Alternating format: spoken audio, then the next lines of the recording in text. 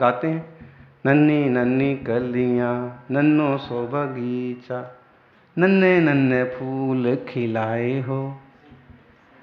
सन्मति सागर महाराज, विमल सागर महाराज। फूल हैं ये, फूल हैं कि फ्लावर है? आई एम फूल और फ्लावर? यू आर फूल। आप लोग फूल नहीं हैं,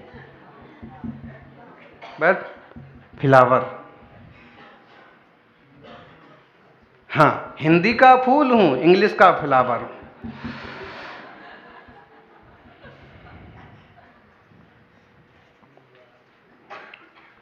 मुनिराज रूपी फूल खींच देखो, युवा बच्चे सभी लोग प्रायः करके दौड़े चले आते हैं।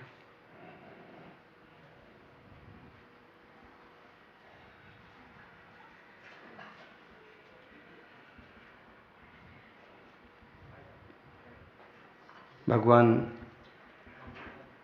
जिनेश्वर केवल ज्ञान हुआ, समोषण के लिए कुबेर दौड़ा चला आया, पूजा के लिए इंद्रलोक चले आए और भव्य जीवों की 12 सभाएं लग गईं, उपदेश आरंभ हो गया।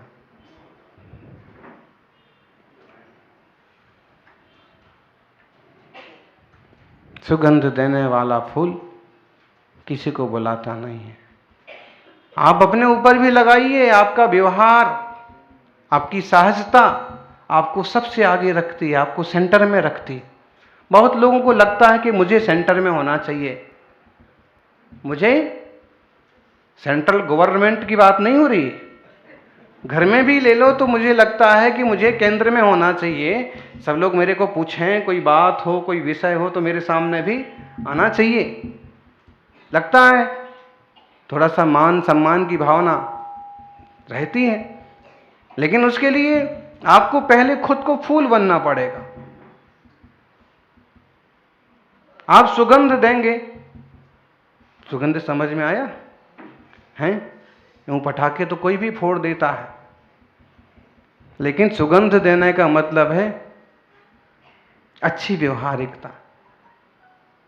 किसी और को मान सम्मान देंगे तो आपको भी मान सम्मान मिलेगा। और हम यदि खुद किसी का मान सम्मान नहीं करेंगे तो हमारा भी कौन करेगा? हमारी व्यवहार ठीक नहीं होगा, हमारे बोल में मिठास ना होगी, कौन बात करेगा? कुछ लोग ऐसे होते हैं एकदम लठ छाप बोलते हैं, दो टूक, कठोर।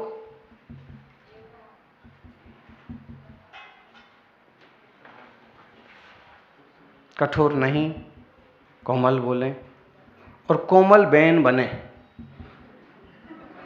समझ में आया ना? बहनों, कोमल बैन बनो। और भाई हैं तो क्या बने? कोलम को क्या बने? बोलो जी पंडित जी। कोमल भाई बने, कोमल चंद बने। आपकी मृदुता लोगों के आकर्षण का केंद्र बनती है। सज्जनों, सुरपति सेवा करे कहा प्रभु प्रभुता तेरी, सो सलाग नल है मिटे जग सो जग की फेरी, तुम भव जलधि जिहाज तो ही स्यो कंत उचरिए, तुही जगत जन पाल नाथ थुति की थुति करिए।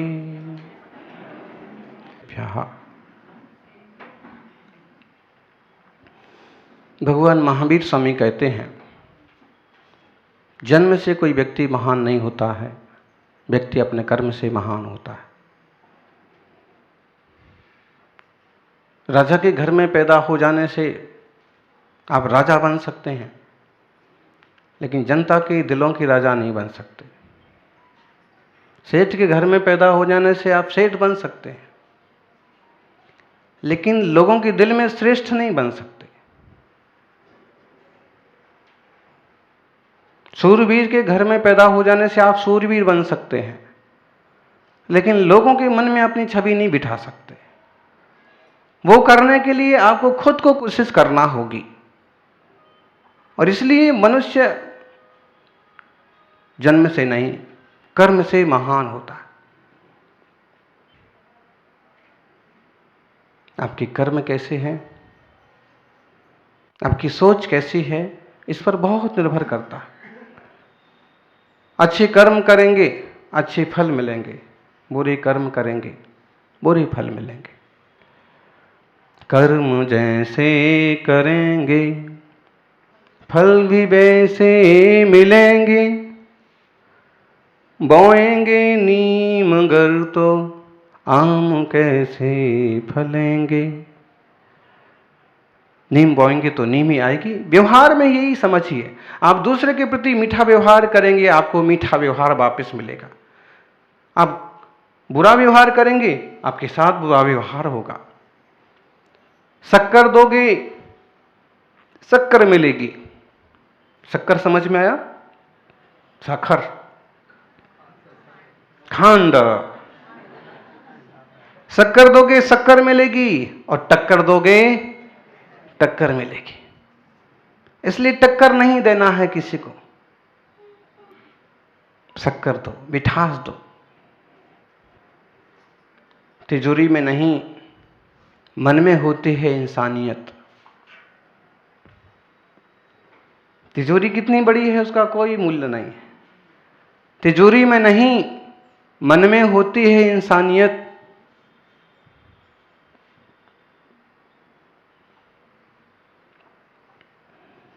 ऊपर वाला आपके कर्म देखता है, नहीं देखता आपकी वसीयत। आपकी वसीयत कितनी बड़ी है, ये ऊपर वाले की कोई लेना देना नहीं है। आपके कर्म कैसे है। इसलिए आपने देखा होगा कि जो जो महावीर स्वामी की बात मानते हैं, काफी सात्विक और सुव्यवस्थित जीवन शैली जीते हैं।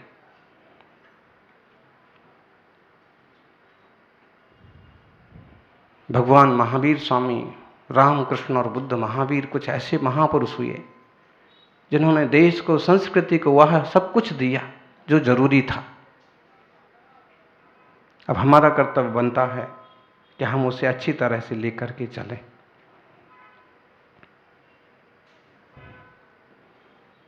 भगवान को किसी से कुछ लेना देना नहीं है।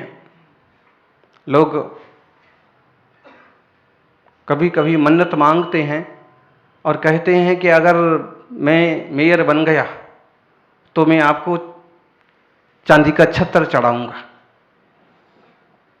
अगर मैं अध्यक्ष बन गया तो सोने का सिंहासन चढ़ाऊंगा। तो उनके पास की सब कमी हैं जो आप चढ़ाओगे और पूरी होगी। वास्तव में ईश्वर को, प्रभु को कुछ नहीं चाहिए। भगवान अपने आप में परिपूर्ण हैं, लेकिन दुनिया और लोग इतने ठग हैं कि भगवान को भी ठग लेते। एक व्यक्ति ने भगवान के पास जाके प्रार्थना की, बड़े मार्केट में मेरी दुकान है और कितने साल से बिक नहीं रही है, मैं चाहता हूं कुछ अच्छा सा बिजनेस करूं, लेकिन सारा पैसा उसमें उलझा हुआ है। भगवान, यदि दुकान बिक जाएगी तो जितने रुपए की दुकान बिकेगी उसमें से मैं आधा आपको अर्पण कर दूंगा। लोग कितने चालबाज होते हैं इसमें देखिए। भगवान से भी चालबाजी करते हैं, जबकि भगवान की भक्ति करना चाहिए। सच्चे मन से की गई भक्ति जीवन में कभी व्यर्थ नहीं जाती। आप करिए तो सही, सच्चे मन से मांग लीजिए, मिल जाएगा, लेकिन व्यापार मत कीजिए, कम से कम भगवान से। आजकल तो लोगों ने धर्म को ही व्यापार का रूप दे दिया। अलग अलग तरह के प्रोपोगंडा करके धर्म धर्म है, जीने की शैली सिखाता है, शांति से रहना सिखाता है, मिलजुल के बढ़ना सिखाता है। योग संयोग की बात कि ग्राहक आ गया और वो जितनी कीमत चाहता था उतनी कीमत में देने को तैयार भी हो गया, 1 करोड़ रुपए। उसने कहा ठीक है, 1 करोड़ रुपए दूंगा। उसने कहा ये तो ठीक है, लेकिन जो एग्रीमेंट होगा वो इस ढंग से होगा, दुकान की कीमत 100 रुपए, बाकी इस दुकान में मेरी एक बिल्ली भी रहती है, बिल्ली रहती है, तो बिल्ली की कीमत 99,99,999 रुपये। इस ढंग से एग्रीमेंट होगा। दुकान की कीमत 99,99,900 रुपये। और दुकान की कीमत 100 रुपये। उसने कहा कि हमको क्या तकलीफ है, हमें तो दुकान से मतलब है, आप एग्रीमेंट किसी ढंग से करो, लेकिन अपने लेना देना तो इस ढंग से होगा। उसने कहा कि तुम्हें कुछ लेना देना नहीं है, लेकिन मुझे तो लेना देना है। और एग्रीमेंट हो गया, रजिस्ट्री हो गई। और जब पैसा उसके हाथ में आया तो मंदिर गया। भगवान को कितना दिया? उसने कहा प्रभु दुकान तो बिक गई, लेकिन 100 रुपये में बिकी, बाकी कीमत किसकी है? बिल्ली की।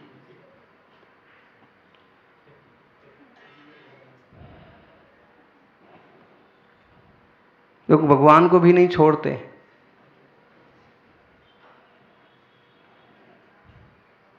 एक व्यक्ति ने कहा अगर मुझे 100 रुपये मिल जाएंगे तो 10 रुपये आपको चढ़ा दूंगा। तुम्हें 100 रुपये मिल जाएंगे तो तुम 10 रुपये चढ़ा दोगे। योग संयोग की बात कि 4 कदम भी नहीं चला कि उसको एक 100 का नोट पड़ा हुआ मिला, लेकिन छोटा सा थोड़ा किनारा फटा हुआ था। दुकान वाले के पास गया, उसने कहा भाई इसका छुट्टा कर दो। दुकान वाले ने कहा देखो थोड़ा सा किनार फटा हुआ है इसका, तो मैं पूरे 100 के 100 नहीं मिलेंगे, 90 रुपये मिलेंगे। उसने कहा अल्लाह 90 रुपये थे। 90 रुपये उसने लिए, भगवान के पास गया, जाके बोलता वाह भगवान, आपको अपने भगत पर इतना भी भरोसा नहीं था कि 10 रुपये चढ़ाएगा भी, पहले ही 10 रुपये काट लिए। तुम पूरी श्रद्धा रखो तो श्रद्धा से काम होते हैं। हनुमान के दिल में भगवान बसते थे राम,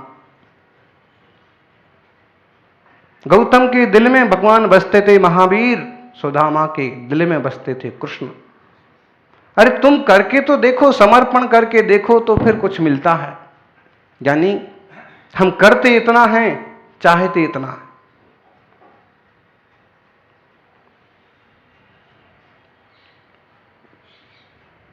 आप पूरा दोगे आपको पूरा मिलेगा। जीवन परोपकारमय बनाइए, दूसरों के लिए उपकारी हितकारी बनाइए।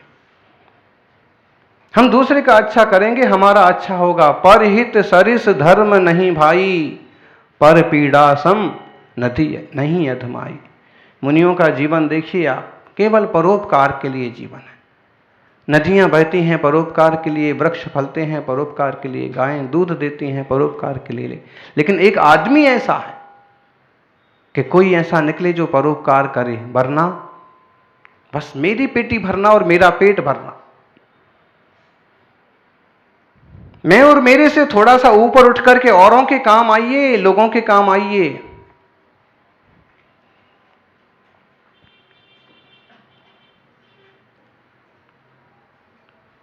मेयर बने, पार्षद बने, विधायक बने, सांसद बने, समाज सेवी बने, कुछ भी बने हम, लेकिन हम निरंतर लोगों के काम आते रहे, दीन दुखियों की सेवा में, गरीबों के सहयोग में काम आते रहे। और कुछ ना बने, सादे इंसान भी रहें तो भी लोगों के काम आना चाहिए। बेटा ने मां से कहा मां मुझे भी कुछ करने धरने की आज्ञा दो। मां ने कहा बेटा तुम क्या करोगे? तुम तो सबसे पहले ऐसा करो कि मैंने सुना है एक संत हैं, पहाड़ी पर एक संत आए हैं, उनके पास जाओ, उनसे कुछ पूछ के आओ। कहते हैं उनसे जो पूछो उसका उत्तर देते हैं, जवाब देते हैं और लोगों की समस्याएं हल हो जाती हैं। लेकिन ये भी पक्का है कि एक ही दिन में केवल 3 प्रश्नों के उत्तर देते हैं।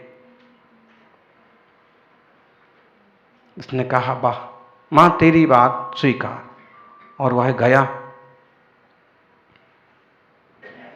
गांव के बाहर भी नहीं पहुंचा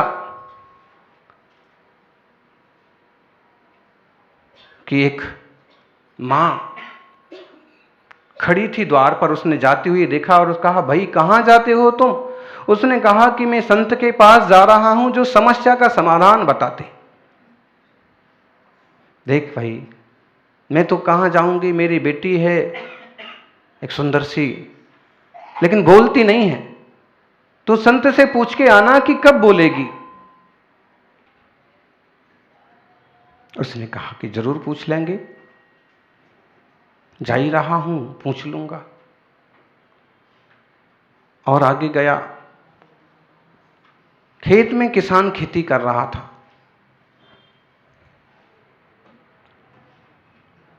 उसने कहा कि मेरे खेत में फसल तो होती है, लेकिन इस कोने में कुछ भी पैदा नहीं होता। तुम पूछ के आना कि मेरा ये बंजर कोना क्यों है, इसमें क्यों नहीं कुछ आता। उसने कहा, ये भी पूछ लूंगा। और आगे गया। एक साधु सन्यासी मिले। उन्होंने कहा कि भाई मेरे लिए भी पूछ लेना, मैं बहुत तपस्या कर रहा हूं लेकिन मेरी सिद्धि नहीं होती।